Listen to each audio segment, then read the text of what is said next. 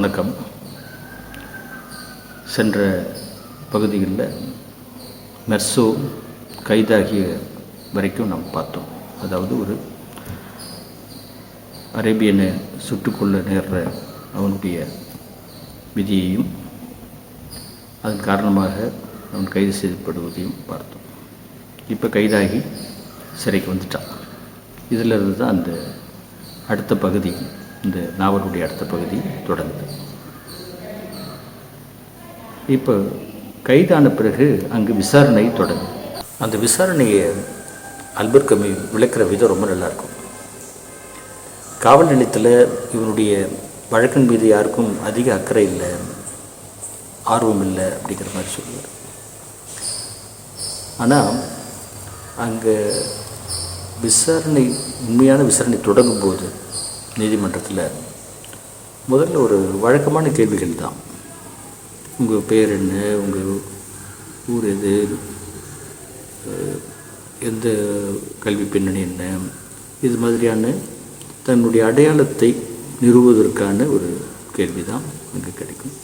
இதெல்லாம் ரொம்ப அவசியமா அப்படிங்கிற மாதிரி தான் அவனுக்கு தோணும். இது மட்டும் இல்லை, முக்கியமாக அவர்கள் கேட்பாங்க, அந்த நீதிபதிகள் குழுவுடைய தலைவர் கேட்பார், நீங்கள் யாராவது ஒரு வழக்கறிஞரை வச்சிருக்கிறீங்களா அல்லது வைத்துக்கொள்ள விருப்பமா அப்படின்ற மாதிரி கேட்பார். உங்கள் விசாரணைக்கு உங்கள் சார்பாக வாதாடுறதுக்கு ஒரு வழக்கறிஞர் நியமிக்க உங்களுக்கு விருப்பமா அப்படின்னு கேட்கும்போது அவர் இல்லை அப்படின்னு சொல்லுவார். அப்போ நாங்களே, நீங்கள் யாரும் இல்லைன்னா உங்களுக்கு நாங்களே வந்து ஒரு வழக்கறிஞர் நியமிப்போம் அப்படிங்கிற இது இல்லை அவசியமாக இருந்து அப்படிங்கிற மாதிரி அவனுக்கு தோணுது.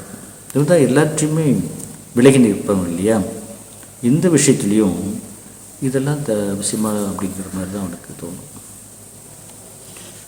அது மட்டும் இல்லை, சொல்லுவான், இப்படி ஒரு ஏற்பாடு அரசே பார்த்துக்கிறது இது மாதிரி விஷயத்தெல்லாம் அப்படிங்கிறது ரொம்ப வசதி தான் போல இருக்குது அப்படிங்கிற மாதிரி கூட ஒரு எல்லலான துணியில் தன்னுடைய கருத்தை மெர்சோ தெரிவிக்கிற மாதிரி இந்த கதையில் வருது.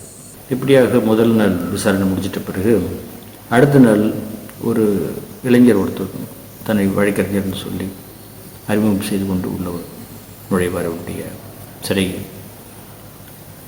அறையினுடைய கதவு திறந்துக்கிட்டு உள்ள வருவார். வந்து கட்டில் மேலே உட்கார்ந்துட்டு சொல்லுவார், உங்களுக்காக வாதாடுறதுக்கு நான் வந்திருக்கிறேன். உங்களுடைய கோப்புகள்லாம் பார்த்து, உங்களுடைய வழக்கை பற்றிய கோப்பு எடுத்து படித்து பார்த்தேன். இது ரொம்ப கவனமாக அணுக வேண்டிய ஒரு வழக்காக தெரியுது.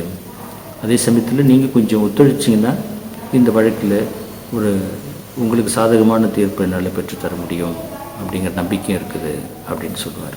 உங்கள் அம்மா அண்மையில் இறந்து போன செய்தியும், அதை நீங்கள் அடக்கம் செய்த விதமும், அங்கே போய் கலந்துக்கிட்டது எல்லாத்தையும் நான் விசாரித்தது எல்லாத்தையும் விசாரிச்சிருக்கிறோம் அப்படிங்கிற தகவலை சொல்லிட்டு, அன்றைக்கி நீங்கள் கொஞ்சம் உங்களுடைய உணர்ச்சிகளை வெளிக்காட்டிக்காமல் இருந்த இதையும் நாங்கள் தெரிஞ்சுக்கிட்டோம். இந்த வழக்கில் இது கொஞ்சம் ஒரு முக்கியமான விஷயம். இதில் நீங்கள் நான் விரும்புகிற மாதிரி நீங்கள் சொல்லலைன்னா, எனக்கு சாதகமாக சொல்லலைன்னா இந்த வழக்கை அது மிகவும் பாதிப்பாக இருக்கும், உங்களை பொறுத்த வரைக்கும் அது பாதிப்பான ஒரு விஷயமாக கருதப்படும் அப்படின்னு சொல்கிறார். இதுவே உங்களுக்கு எதிரான சாட்சியாக இது விளங்கிடும் அப்படிங்கிற ஒரு விஷயத்தையும் அவர் தெளிவுபடுத்துகிறார். நீங்கள் எனக்கு இதில் முழுமையாக உதவணும், அப்போ தான் என்னால் உங்களுக்கு வாதாட முடியும். வேகமாக என்னுடைய வாதங்களை எல்லோருக்கும் மெச்சும்படி, எல்லோரும் புரிந்து கொள்ளும்படியும், அவர்கள் ஏற்றுக்கொள்ளும்படியும் என்னால் எடுத்து வைக்க முடியும் அப்படிங்கிறது சொல்கிறார். நீங்கள் உண்மையாக உங்களுக்கு அம்மா இறந்தபோது சோகமாக இருந்தீங்களா இல்லையா அப்படிங்கிறத சொல்லுங்கள். இந்த கேள்வியே மெர்சோவுக்கு ஒரு ஆச்சரியத்தை கொடுக்குது. இது ரொம்ப அவசியமா அப்படின்னு கேட்குற மறுபடியும். அது மட்டும் இல்லை, இப்படி ஒரு கேள்வி வேறு யாரையாவது இவன் கேட்க நேர்ந்ததுன்னா எவ்வளோ சங்கடமாக இருக்கும் அப்படின்னு நினச்சி பார்க்குறான். அடுத்ததாக ஒன்று சொல்கிறது தான் இதில் சுவாரஸ்யமாக இருக்கும். எந்த ஒரு சாதாரண மனுஷனுக்கும் ஒரு இயல்பான மனுஷனுக்கும் நாம் ரொம்ப நேசிக்கிற ஒரு ஆள் ஏதோ ஒரு கட்டத்தில் அவங்க ஒரு விடுதலை பெற்று போகிறது, நல்ல விதமாக விடைபெறுறது, எந்தவித கஷ்டமும் படாமல் அவங்களுடைய இறுதி பயணம் அமையிறத நாம் விரும்பவும் தானே அப்படின்னு மனசில் தோணுது. இதையெல்லாம் சொல்லும்போது அப்போ அவருக்கு எனக்கு ஒத்துழைக்க மாட்டான் போல இருக்குது அப்படின்னு தான் தோணும். தயவுசெய்து இது என்கிட்ட சொன்ன மாதிரி அங்கே வந்து வெளிப்படையாக சொல்லாதீங்க.